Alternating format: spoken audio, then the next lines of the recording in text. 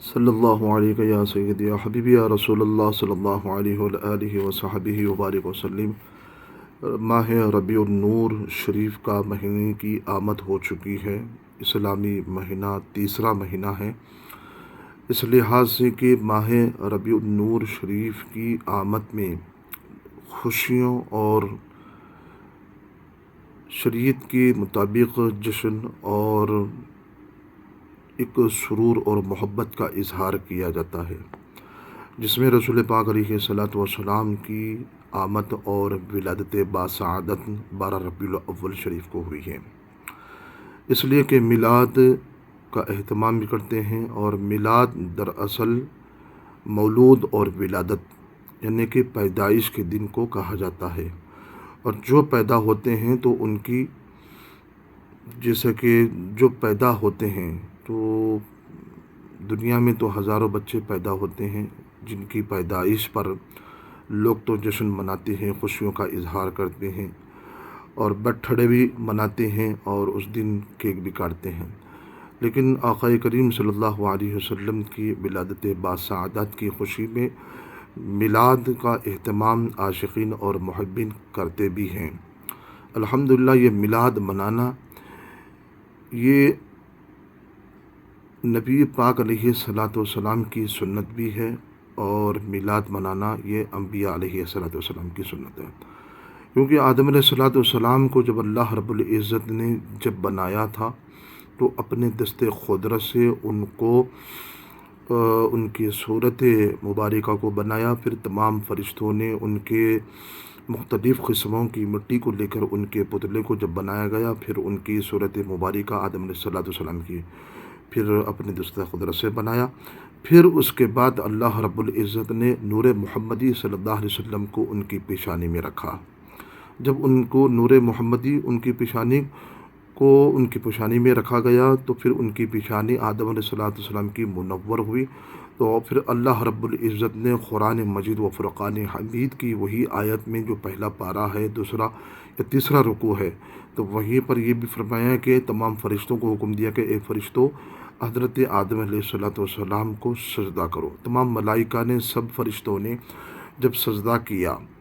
تو سوائے ابلیس نے انکار کیا، تکبر کیا، کافروں میں سے ہو گیا۔ تو حضرت آدم علیہ الصلاۃ والسلام کی جب ان کی ولادت یعنی جب ان کو جب بنایا گیا تو زمین کے خلیفہ اور نائب بنے، پھر اللہ نے ان کو اپنے دست قدرت سے ان کی صورت مبارکہ کو بنایا، پھر نور محمدی ان کی پیشانی میں رکھا گیا، پھر اس کے بعد تمام فرشتوں نے سجدہ کیا سوائے ابلیس نے انکار کیا، کافر ہو گیا۔ تو پھر حضرت آدم علیہ الصلاۃ والسلام کو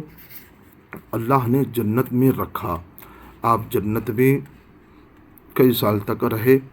پھر ابلیس جو ہے، ابلیس کو وہاں سے جنت سے نیچے اتارا گیا، اور اس کو بدبخت اور لعین اللہ کے حکم کو اور آدم علیہ الصلاۃ والسلام کو سجدہ نہ کرنے کی وجہ سے۔ پھر اس کے بعد حضرت آدم علیہ الصلاۃ والسلام جب دنیائے عالم میں جب تشریف لائے، یعنی کہ عالم اجسا میں، تو 300 برس تک آپ روتے رہے۔ پھر اس کے بعد یہ خیال آیا کہ فتلقى آدم من ربہ، اللہ کی طرف سے چند کلمات، چند الفاظ جب ان کو سکھائے گئے، یہ بھی ہے کہ ربنا ظلمنا انفسنا وان لم تغفر لنا، یہ پوری آیت آپ نے یہ بھی پڑھی ہے۔ اور دوسری یہ کہ فاروق اعظم رضی اللہ تعالیٰ عنہ کی یہ آیت سے، حدیث پاک سے یہ بھی ملتا ہے کہ فاروق اعظم رضی اللہ تعالیٰ عنہ فرماتے ہیں کہ رسول پاک علیہ الصلاۃ والسلام نے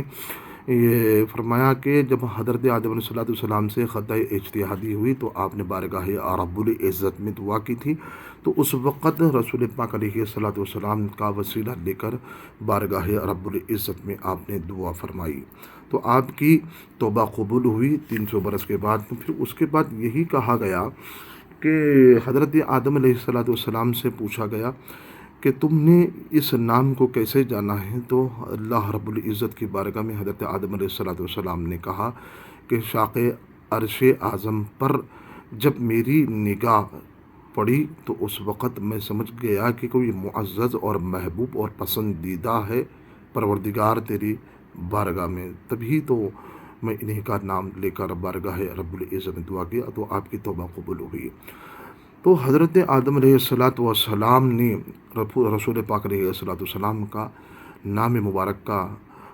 نام لے کر بارگاہ رب العزت میں دعا کی تو آپ کی توبہ قبول ہوئی۔ پھر اس کے بعد رسول پاک علیہ الصلاۃ والسلام کی وہ عظیم وہ شان اور عظمت ہے کہ آدم علیہ الصلاۃ والسلام کی طرف وہی بھیجے گئی، میری عزت و جلال کی قسم اگر وہ ذات اقدس تمہاری ذریت میں آخری نبی ہے، اگر وہ نہ ہوتے تو تمہیں پیدا نہ کیا جاتا، اور انہی کی وجہ سے تمہاری دعا قبول ہوئی اور تمہاری سعی اور مشکور ہوئی۔ یہ معارج النبوہ میں یہ واقعہ پورا موجود ہے۔ تو لہٰذا اگر محبت کی نگاہوں سے اگر ہم دیکھیں گے تو تمہارا دل فوراً مان لے گا یہ ساری باتیں اول سے آخر تک ہمارے حضور صلی اللہ علیہ وسلم کی میلاد کا ہے، میلاد ہی تو ہے۔ یہ صاف ظاہر ہوگا کہ حضور صلی اللہ علیہ وسلم کے میلاد ہی شریف کے وسیلے سے ہی اللہ تعالیٰ نے کرم فرماتا ہے۔ تو آپ دیکھیں کہ حضرت آدم علیہ السلام کی جب ولادت ہوتی ہے، آپ کو جب بنایا جاتا ہے تو پھر رسول پاک علیہ السلام کا نام مبارک لے کر بارگاہ رب العزت میں دعا کرتے ہیں، دعا قبول ہوتی ہے۔ پھر اس کے بعد حضرت آدم علیہ السلام نے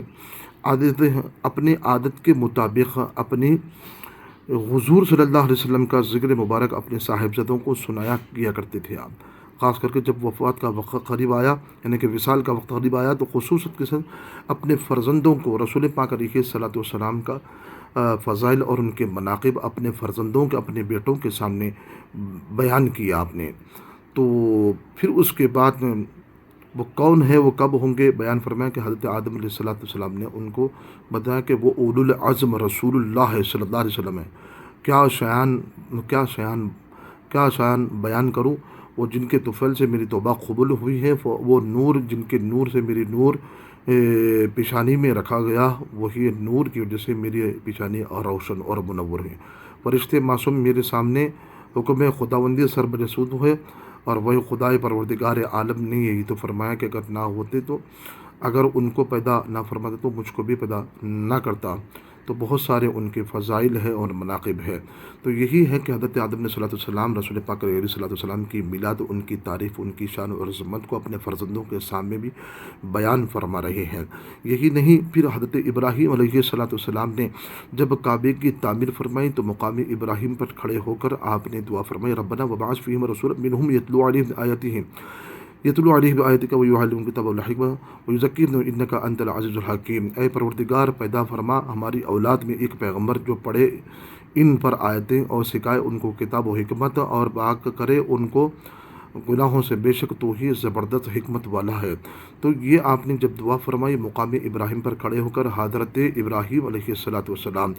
دیکھیے کیسے الفاظ اور پیارے الفاظ سے حضرت ابراہیم علیہ السلام نبی کی آمد اور نبی کی میلاد کا تذکرہ فرما رہے ہیں۔ کب کعبے کی تعمیر ہوتی ہے، مقام ابراہیم پر کھڑے ہو کر آپ یہ کلمات کو دہرا رہے ہیں۔ یہ کلمات کیا ہے؟ سورہ بقرہ کی ہے، یہ 15 نمبر یہ سورہ بقرہ ہے، ربنا وبعث فیہم۔ تو یہ پوری آیت ہے۔ تو حضور صلی اللہ علیہ وسلم کی میلاد کی دعائیں حضرت ابراہیم علیہ السلام بھی کر رہے ہیں۔ تو پھر یہی ہے، جب میلاد کا ذکر کر رہے ہیں تو ہمارے سنی اور بہنوں کو بھی چاہیے کہ میلاد پاک علیہ السلام کا اہتمام بھی کریں اور اس کا محفلوں کو بھی سجائے، اپنے گھروں میں فاتحہ بھی دلائیں۔ پھر حضرت تورات شریف میں حضرت موسیٰ علیہ السلام نے تورات شریف کے 18ویں باب میں حضرت سیدنا موسیٰ علیہ السلام نے جب حضور کی پیدائش کی خوشخبری سنی، آپ نے خوشخبری سنائی جس کے متعلق حضرت موسیٰ علیہ السلام نے جن کے آنے کی خبر موسیٰ علیہ السلام کو دی گئی، تو اس سے مراد حضور صلی اللہ علیہ وسلم ہی کی آمد کا تذکرہ، ان کی میلاد کا تذکرہ حضرت موسیٰ علیہ السلام کی تورات شریف میں 18ویں باب نمبر میں ہے۔ تو جب انہوں نے یہ جب سنا تو حضرت موسیٰ علیہ السلام بھی آرزو یہ کرتی تھی کہ مولا اس نبی پاک علیہ صلاۃ والسلام کی امت میں مجھے بھی شامل فرما۔ تو حضرت موسیٰ علیہ الصلوۃ والسلام بھی نبی پاک علیہ الصلوۃ والسلام کی میلاد کا تذکرہ بھی اور میلاد ان کی توصیف ان کی شان کو بیان فرما رہے ہیں۔ پھر یہی نہیں کہ حضرت داؤد علیہ الصلوۃ والسلام زبور شریف کے 45ویں باب میں آیا کہ داؤد علیہ السلام نے ایک خاص محفل کو آپ نے منعقد فرمایا، پھر سب کو جمع کر کے تمام حاضرین سے آپ نے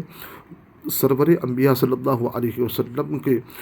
پر نور ذکر مبارک اور ذکر میلاد پاک علیہ الصلوۃ والسلام کا ذکر سنایا، اور تمام حاضرین نے سے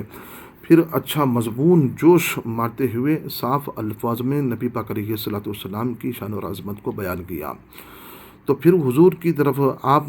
داؤد علیہ السلام حضور صلی اللہ علیہ وسلم کی طرف مخاطب ہو کر اس طرح سے پیرا ہوئے کہ یا رسول اللہ، آپ کے حسن اور جمال میں تمام اولاد آدم سب سے زیادہ آپ بہتر ہیں۔ پھر آپ کو اللہ تعالیٰ نے ہمیشہ کے لیے آپ کو مبارک بنائے، آپ سچائی کا دوست رکھتے ہیں، شرارت کے آپ کے دشمن ہیں، آپ کے لباس اور آپ کے پسینے مبارک میں خوشبو ہی خوشبو اللہ نے رکھا ہے۔ اور پھر اس کے بعد ہمارے ساری پشتوں کو آپ کا نام یاد دلاؤں گا، یعنی کہ آدم علیہ الصلوۃ والسلام نے میلاد کا تذکرہ کرتے ہوئے فرماتے ہیں، میں اپنی اولاد کو آپ کا نام اور آپ کی توصیف، ان کی شان و عظمت کو میں اپنی ساری نسل کو جتنے بھی آئیں گی تو ان سب کو آپ کا تذکرہ، آپ کا میلاد سناؤں گا۔ تو پھر یہ حضرت داؤد علیہ الصلوۃ والسلام سب لوگوں کو جمع کر کے حضور کی میلاد، ان کی توصیف، ان کے واقعات، فضائل اور مناقب کو بیان فرمانے ہیں۔ تو پھر ہم کو بھی چاہیے کہ جب اللہ کے انبیاء علیہ السلام نے حضور صلی اللہ علیہ وسلم کی میلاد کا تذکرہ کر رہے ہیں اور سب حاضرین کو جمع کر کے نبی کا میلاد کا ان کا تذکرہ ان کے سامنے سنایا جا رہا ہے، تو پھر ہم کو چاہیے کہ تمام محفلین کو، تمام حاضرین کو، تمام لوگوں کو جمع کر کے محفل کو سجا کر نبی پاک علیہ الصلوۃ والسلام کی میلاد کا تذکرہ بھی کرنا چاہیے۔ حضرت سلیمان علیہ الصلوۃ والسلام نے بھی رسول پاک علیہ الصلوۃ والسلام کی میلاد کا تذکرہ فرمایا ہے۔ سلیمان علیہ السلام نے ایک بار خاص طور سے ایک زرانہ محفل میلاد شریف کا منعقد فرمایا، جس میں یروشلم کے بیٹیاں آ کر جمع ہوئی۔ ان خواتین سے آپ نے، ان خواتین کے مجمع سے آپ نے خطاب فرمایا۔ سلیمان علیہ السلام نے ان الفاظ میں حضور کی میلاد کا شریف کا، حضور کی ذکر میلاد کو شروع فرمایا، پھر سنو یروشلم کی بیٹیوں، محبوب پاک علیہ الصلوۃ والسلام محبوب نورانی ہزاروں میں سردار ہے، ان کا سر ہیرے جیسا چمکدار ہے اور ان کا چہرہ چاند جیسا مانند اور روشن تابدار ہے۔ تو ان کا خط جو ہے مثل صنوبر ہے، ان کا جو گلا ہے وہ شیریں ہے، وہ بالکل محمد رسول اللہ یعنی کہ تعریف کیا ہوا ہے، میرے محبوب اور احمد مختار ہے۔ تو پھر اس کے بعد حضرت سلیمان علیہ الصلوۃ والسلام اپنی امتیوں کے سامنے، اپنی یروشلم کی بیٹیوں کے سامنے مجمع میں حضور صلی اللہ علیہ وسلم کی میلاد کا تذکرہ بھی فرما رہے ہیں۔ یہی نہیں کہ ایک مرتبہ حضرت سلیمان علیہ الصلوۃ والسلام تخت پر بیٹھ کر تمام اپنے حواریین اور تمام علماء اپنے صحابہ کے ساتھ بیٹھ کر جب وہ تخت ہوا میں اڑ رہا تھا تو ایک تخت و فضاؤں میں پرواز کر رہا تھا، روئے زمین کی سیر ہو رہی تھی۔ اچانک سلیمان علیہ السلام نے تخت کو نیچے زمین پر اتارا اور تمام لوگ جو تخت پر بیٹھے ہوئے تھے انہیں حکم دیا کہ وہ تخت سے اتر جاؤ اور زمین کے اس ٹکڑے کو پیدل چل کر گزارو۔ یعنی کہ جب ایک ایسا مقام آیا تو جہاں پر سلیمان علیہ السلام اپنے تمام حواریین، اپنے تمام صحابہ اور تمام علماء کے ساتھ جب تخت پر سوار ہو کر ہوا میں اڑ رہے تھے تو ایک ایسا مقام آیا جہاں پر آپ نے اس تخت کو حکم دیا، وہ تخت نیچے اترا تو آپ نے اس زمین کے ٹکڑے پر پیدل چلتے ہوئے آپ نے اس زمین کی تعظیم و تکریم کی۔ پھر اس کے بعد آپ نے تخت پر سوار ہو کر وہاں سے آپ پرواز کیے۔ تو اس کے اوپر تو اس معاملے کی وہاں پر جو آپ کے ساتھ جو علماء تھے، جو آپ کے جو صحابہ آپ کے غلام تھے، انہوں نے یہ معاملہ آپ سے پوچھا کہ اس زمین پر آپ نے پیدل چلنے کا حکم دیا ہے، آخر اس زمین، اس خطے میں کیا رکھا ہے؟ تو کہا گیا کہ وہ جنگل ہے، ہمیں تو کچھ نظر نہیں آیا کہ آپ نے یہاں پر پیدل چلنے کا حکم دیا ہے۔ تو حضرت سلیمان علیہ السلام نے فرمایا کہ بے شک وہ جنگل دکھ رہا ہے لیکن وہاں تو کوئی آبادی نظر نہیں آ رہی ہے، لیکن آپ نے فرمایا کہ یہاں وہی مقام ہے، یہ وہی زمین کا ٹکڑا ہے، یہ وہی متبرک زمین ہے جہاں پر امام الانبیاء سید الانبیاء اس جگہ پر قدم رکھیں گے اور اس کو آباد فرمائیں گے، اس کا نام مدینہ رکھا جائے گا۔ یہ جگہ تمام دنیا مسلمانوں کی محبت کا مرکز ہوگا۔ تو حضرت سلیمان علیہ السلام نبی کے اس شہر کی زمین کی ٹکڑے کا آپ پیدل چلتے ہو اس کا ادب کرتے ہیں، اور اپنے تمام حواریین اپنے صحابہ کے سامنے بھی اور میلاد کا تذکرہ بھی کرتے ہیں، اور نبی پاک علیہ السلام کے شہر مدینہ کی تعظیم بھی کرتے ہیں۔ تو اللہ اکبر، یہ ہے کہ اس میں سے ایک شخص نے، ایک خبا نام تھا، اس نے کہا کہ بھلے یہاں پر میں اپنا مقام بناؤں گا، یہاں اس شہر کو آباد کروں گا۔ پھر وہ شہر مدینہ آباد ہوتا ہے، پھر وہ آبادی کی شکل اختیار کر جاتا ہے۔ تو پھر رسول پاک علیہ السلام کی ہزاروں سال کے بعد وہ آمد ہوتی ہے، پھر آپ کا تذکرہ بھی ہوتا ہے۔ یہی علیہ السلام نے اپنے قوم کو مخاطب کر کے فرمایا کہ توبہ کرو، آسمان کی بادشاہت نزدیک ہے، اور یعنی پاک و صاف ہو جاؤ۔ حضرت احمد مصطفیٰ محمد مصطفیٰ صلی اللہ علیہ وسلم تشریف لانے والے ہیں۔ تو یحییٰ علیہ السلام یہ نبی پاک علیہ السلام سے پہلے آئے ہیں، یہ نبی کی میلاد کا تذکرہ اپنے قوم کے سامنے بیان فرما رہے ہیں اور تعریف بھی کر رہے ہیں۔ تو نبیوں نے نبی پاک علیہ السلام کی میلاد کا تذکرہ کیا ہے، تو پھر ہم کو بھی کرنا چاہیے۔ پھر حضرت عیسیٰ علیہ السلام نے سورہ صف میں یہی آیت ہے کہ وَإِذْ قَالَ عِیسیٰ ابْنُ مَرْیَمَ یَا بَنِی اسرائیل انی رسول اللہ الیکم مصدقا لما بین یدی من التوراۃ ومبشرا برسول یأتی من بعد اسمہ احمد۔ اپنی قوم کو عیسیٰ علیہ السلام نے جمع کیا، اور اس قوم کے سامنے آپ نے نبی پاک علیہ السلام کی میلاد، ان کی توصیف، ان کی شان اور عظمت کو بیان کرتے ہوئے فرمایا کہ میرے بعد ایک نبی آنے والے ہیں جن کا نام اسمہ احمد، یعنی کہ ان کا نام احمد ہوگا، اور زمین والا جو نام ہوگا وہ محمد ہوگا۔ تو عیسیٰ علیہ السلام نے رسول پاک علیہ السلام کی میلاد کا تذکرہ بھی کیا ہے، اور تمام لوگوں کو جمع کر کے رسول پاک علیہ السلام کے فضائل، ان کے مناقب کو بیان کیا ہے۔ تب نبیوں نے حضور کی میلاد کا تذکرہ کیا ہے، تو پھر ہم کو بھی چاہیے کہ میلاد کا تذکرہ کرنا چاہیے، اور محفل میلاد کو منانا بھی چاہیے، اور اس کا اہتمام بھی کرنا چاہیے۔ تو یاد رکھیے کہ تمام انبیاء علیہ السلام نے حضور صلی اللہ علیہ وسلم کی میلاد کا